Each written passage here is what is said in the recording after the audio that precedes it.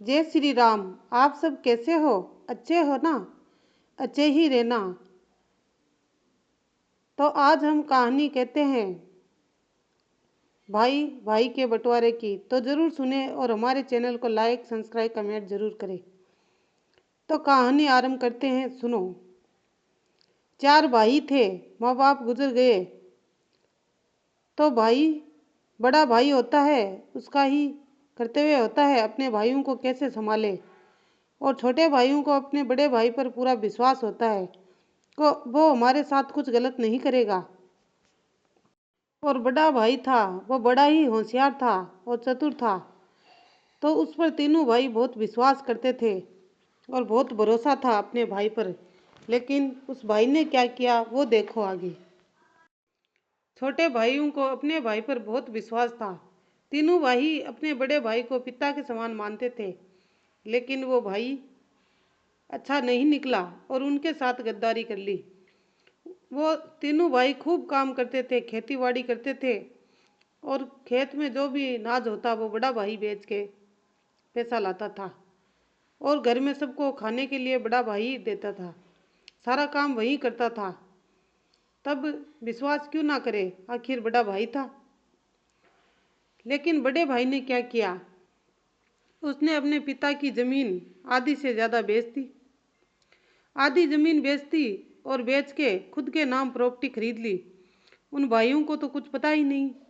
उसने सोचा हमारा भाई तरक्की कर रहा है, हम जो मेहनत कर रहे हैं वहीं पैसे काम आ रहे हैं और हमारे लिए अलग अलग घर बना रहा है। लेकिन वो भाई सारे घर खुद के लिए बना रहा था, उन भाइयों के लिए नहीं। जब वो तीनों की शादी हुई, अब तीनों भाइयों की शादी हो जाती है, फिर बंटवारा होता है। तब उन्हें पता चलता है, तब वो भाई बोलता है 3 एकड़ जमीन है हमारे पास, पहले 6 एकड़ थी, उनमें 4 पांती कर लो,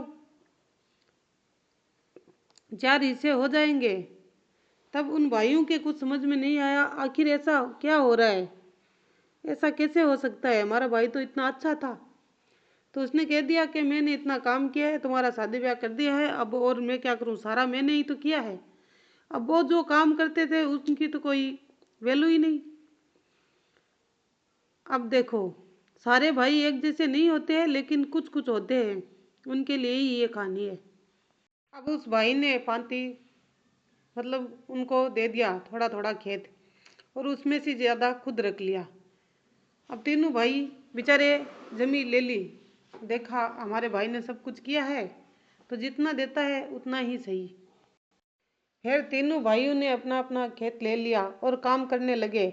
अब विधाता की विडंबना तो देखो कैसी है। कुछ दिनों बाद में वो भाई बीमार हो जाता है और उसकी मृत्यु हो जाती है।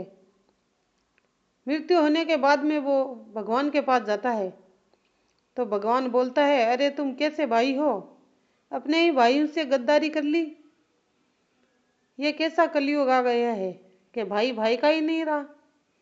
ऐसा नहीं करना चाहिए था तुम्हें। एक मेरा भाई देखो, एक तुम देखो, अपने भाइयों के साथ क्या करके आए हो। क्या तुम्हें यहाँ कहीं जगह दिख रही है तुम्हारे लिए? तुम वापस उसी धरती पर जाओगे और नाली के कीड़े बनोगे। भगवान ने उसे सजा दी और वो नाली का कीड़ा बना। भाई भाई का खाता है, वो नाली का कीड़ा बन के रह जाता है। इसलिए अपने हक का खाओ, किसी दूसरे का नहीं। जय श्री राम। आपको हमारी ये कहानी अच्छी लगी तो लाइक कमेंट ज़रूर करना। सब भाइयों पर नहीं है, लेकिन कहानी है, लेकिन एक आधे भाई ऐसे भी हो जाते हैं।